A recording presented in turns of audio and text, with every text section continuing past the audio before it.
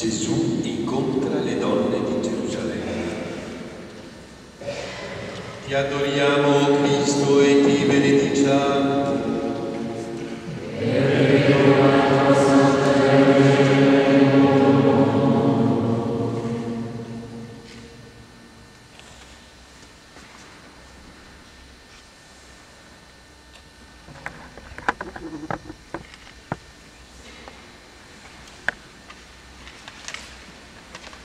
Disse Gesù: figlie di Gerusalemme, non piangete per me, piangete piuttosto per voi stesse e per i vostri figli.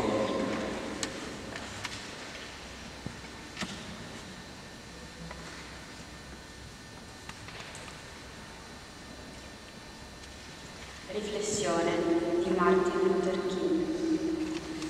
Io ho un sogno. Sogno che un giorno gli uomini si solleveranno e capiranno che sono fatti per vivere da fratelli. Sogno che un giorno la giustizia scorrerà come l'acqua e la rettitudine come un fiume riluente.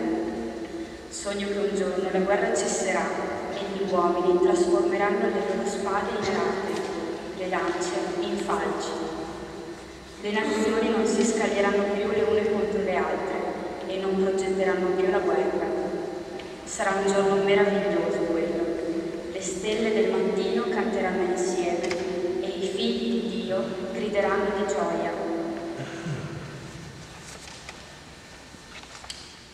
Il figlio